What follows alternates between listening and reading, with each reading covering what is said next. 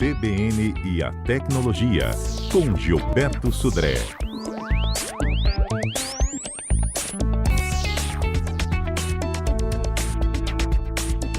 Quero saber se Gilberto lembra do primeiro carro dele. Você lembra disso? Lembro do carro. Bom dia, Fernanda, bom dia, ouvinte da CBN. Lembro do carro, inclusive foi uma situação muito especial, viu? Eu ganhei, foi um Fusca cinza, eu ganhei no sorteio. Mentira! Sério. Conta isso. Meu avô comprou um bilhete de uma rifa da antiga Feira dos Municípios, né? Um bilhete para cada neto. E o meu bilhete foi premiado, eu ganhei um Fusca cinza. Foi o meu primeiro carro. Olha só, Gilberto é sortudo, a gente tem que incluí-lo no nosso bolão da Mega Sena acumulada, não é? Olha, vamos lá, muito bom, muito bom. Muito bom, Gilberto. Você tem mania também com carro?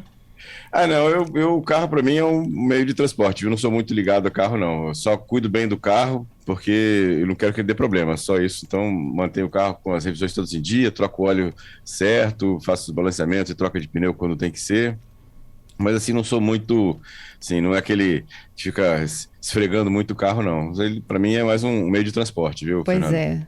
Olha, teve um ouvinte nosso aqui que tem um conhecido, um Uno, que rodou 700 mil quilômetros. Eu ouvi, estava acompanhando no rádio lá, eu vi a matéria muito legal lá, né, do consultor aí que cuida de carros, né, também muito bacana lá, muito legal, gostei Pois da é, esse matéria. conserva mesmo, viu? 700 mil, aguentou sem bater motor. É muito bem cuidado o carro, viu? Para durar esse tempo todo, realmente, com certeza. Muito legal. Gilberto, dúvida aqui do nosso ouvinte. Se eu desligar o GPS do celular, posso ser achado ainda ou não? Então, infelizmente, pode sim, viu, Fernanda? Obviamente que com o GPS ligado, a quantidade de informações e precisão das informações que os aplicativos vão ter para localizar você e o seu celular realmente são bem melhores. Mas, infelizmente, tem outras formas de localização do celular que não são exatamente com o GPS. Por exemplo, as torres de operadores de celular, toda vez que o celular está ligado, ou seja, enquanto ele está ligado, ele está o tempo todo se comunicando com as torres que estão próximas. E as operadoras de celular têm como localizar aquele aparelho medindo a intensidade do sinal que chega em cada uma das torres e o tempo que leva para chegar em cada uma das torres. Então, ele consegue fazer essa chamada triangulação, né? Quando você conecta também numa rede Wi-Fi pública, né, isso também é possível do aplicativo ter uma boa ideia, ou pelo menos uma ideia relativa, com a relativa precisão, de onde você está. Então, ou seja, também é uma outra ferramenta que pode permitir a localização do seu celular, né? Obviamente que também questões como spyware e malwares, né, vírus, que também se conectam ligam, né? Inclusive ligam automaticamente o GPS. Eu já vi, inclusive, eles funcionando em alguns aparelhos infectados com um vírus. E o vírus, ele ativa sozinho o GPS. E aí, com isso, ele começa a fazer a parte de divulgação de onde está o seu local, onde você está, o seu celular está. Inclusive, também usando o Wi-Fi para fazer essa localização em relação a isso. Então, por isso que se a gente quer manter nossa privacidade preservada, né, é importante que a gente use cuidado com as redes Wi-Fi públicas que a gente conecta, cuidado com deixar o GPS desligado, de vez em quando dar uma olhada lá se está desligado mesmo ou não. Se você vai navegar na internet, navegue usando uma VPN, né, para proteger os seus dados, até a origem do trabalho onde você está. E, por exemplo, alguns sites de download registram o seu IP, né, que é o endereço que você está navegando na internet. E esse endereço IP também dá uma boa ideia para quem está monitorando o seu tráfego de onde você está. Então, tem algumas questões e realmente tem essa questão de você poder ser localizado, né, seu aparelho ser localizado, mesmo com o GPS desligado. Que coisa, hein? Agora, assim, de tudo não é ruim você ter alguma localização, não?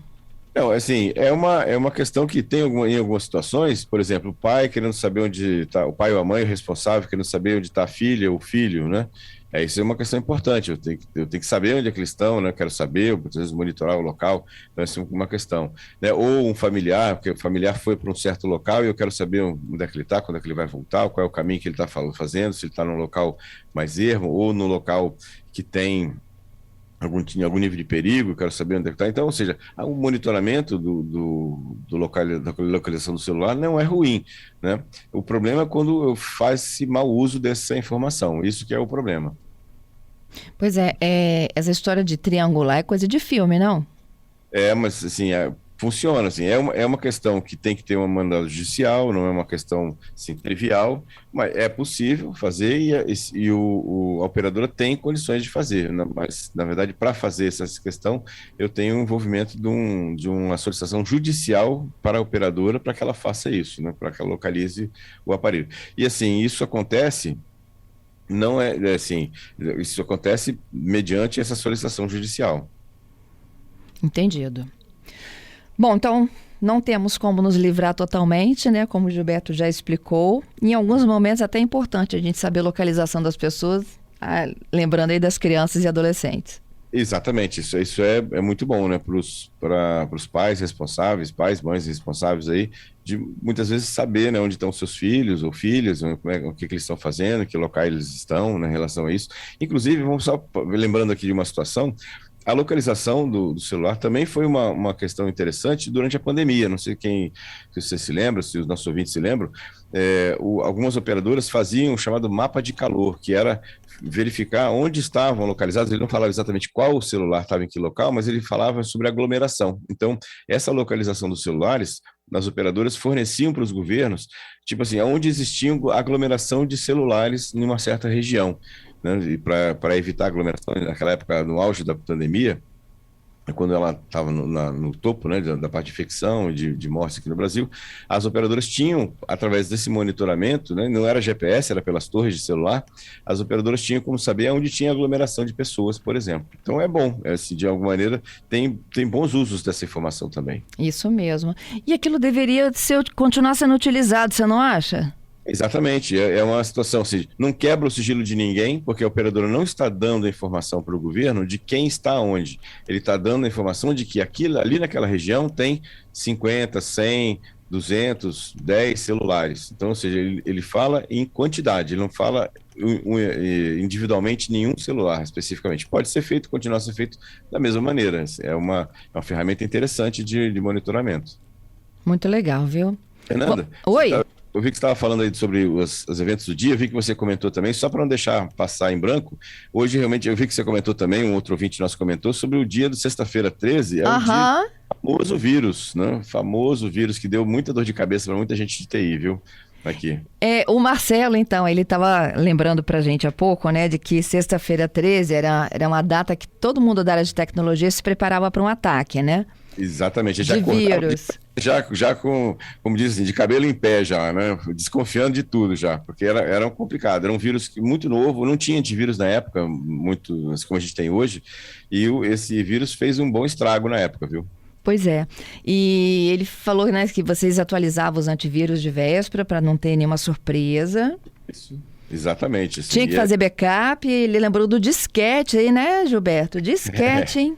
Exatamente, disquete. Ele infectava, ele infectava as máquinas através do uso de disquete. Ele infectava o disquete, quando você levava o disquete de uma máquina para outra, ele infectava também a outra máquina. Então, e aí ele fazia uma série em algumas situações ele impedia até que os programas eram executados no computador. Então, deu uma boa dor de cabeça. Aí depois que os primeiros antivírus foi fácil, ele era um vírus até fácil de ser identificado e removido. Então, depois foi fácil de fazer a ligação, mas ele deu muita dor de cabeça. Pois é. E ele lembra que hoje, todo dia é 13, né? Porque todo dia tem um ataque ou um golpe diferente. Exatamente. Hoje em dia, saiu uma estatística que a gente comentou na quarta-feira, que mais de 50% das empresas brasileiras foram vítimas de alguma maneira de algum tipo de ataque de vírus, né? Então, veja aqui como é que é. Todo dia, sexta-feira 13. Todo dia, sexta-feira 13. Tá. Vamos para os nossos destaques? Vamos lá. Viralizou. O que anda viralizando, hein? Olha só, Fernando, uma notícia bem curiosa até. Um voo do Anadolu Jet, uma subsidiária de uma companhia aérea da Turquia, teve seu voo cancelado porque o avião estava para decolar e os passageiros que estavam dentro do avião receberam nos seus dispositivos móveis imagens de acidentes aéreos, né? E aí, desconfiando que poderia ser um ataque terrorista, coisa parecida, o voo teve que ser cancelado e o avião voltou para o portão de embarque, né? Depois foi identificado que, na verdade, aquelas imagens foram propagadas, né, pelo sistema da Apple, né, do iPhone, do iPad, né, chamado AirDrop, que consegue você enviar arquivos, né, ou imagens para outros dispositivos. Era alguém fazendo uma brincadeira de muito mau gosto dentro do avião, propagou essas imagens para os dispositivos da Apple. Quem tinha dispositivo na Apple dentro do avião recebeu essas imagens e o voo teve que ser cancelado, infelizmente. As autoridades turcas estão investigando e fazendo uma análise dos dispositivos de quem estava dentro do avião para saber exatamente o que aconteceu, né? Outra notícia essa semana foi agora talvez uma boa notícia para quem usa iPhone, é que até agora os iPhones usavam aquela interface, daquele cabo da Lightning, que é um cabo basicamente que só a Apple e a parte da Mac que usavam. E agora, a partir do iPhone 15, pelo que tudo indica, a Apple vai abolir o Lightning e vai passar a usar o USB-C, que é o padrão que todos os outros telefones Android hoje novos já usam, é uma interface de USB padrão, e agora parece que o iPhone vai se render também ao USB-C a partir do iPhone 15, o que vai facilitar para os usuários que eles vão poder compartilhar, usar periféricos, né, de outros dispositivos até mais baratos do que o próprio iPhone, né, acessórios que a Apple vende para isso. Então vai ser uma boa notícia se isso tudo se concretizar nessa situação. E uma última notícia, infelizmente o 5G no Brasil parece que vai atrasar, né? O prazo definido pela Anatel para início da operação do 5G, que seria agora em junho, né? 17 capitais no Brasil ainda estão com os projetos atrasados, então os operadores pediram para ter um adiamento, né, desse limite, o data limite de implantação do 5G. Então vamos ver como é que isso vai se desenrolar, mas infelizmente não, parece que o 5G não vai exatamente chegar em junho ou julho, como era previsto pelo edital. Por última notícia dessa manhã também... Já ia te perguntar sobre o Twitter. Exatamente, a notícia que saiu esta manhã, que o Elon Musk meio que pisou no freio, né, na questão da compra do Twitter. Por quê? Porque no acordo inicial era estimado que só 5% ou até 5% das contas do Twitter eram de robôs, né? Eram bots, eram contas fakes, e parece que esse número é bem maior. E aí, por causa disso, até por causa da monetização que o Elon Musk pretende fazer do Twitter, não fica mais, talvez, muito econômico, né, ele ter uma rede social em que, por exemplo, 20% das contas ou 15% das contas sejam contas fake e não são realmente de pessoas. Então, esse número está sendo avaliado, né? Não foi cancelada a compra ainda, na verdade está sendo avaliado para saber se a compra vai ser concretizada ou não. Pois e o dinheiro também não é dele, a gente já explicou isso, não é? De investidores. Exatamente, o dinheiro não é dele, ele arrecadou esse dinheiro todo, 44 bilhões de dólares para investir, e na verdade ele quer monetizar isso, os investidores também querem monetizar isso, mas se você tem uma rede social que grande parte delas é de contas falsas ou de robôs, não compensa, né, fazer isso. Que coisa, hein? Tá certo. Obrigada, Gilberto. Obrigado, Fernando, obrigado aos ouvintes pelas participações, um excelente final de semana para todos e até quarta-feira com mais tecnologia.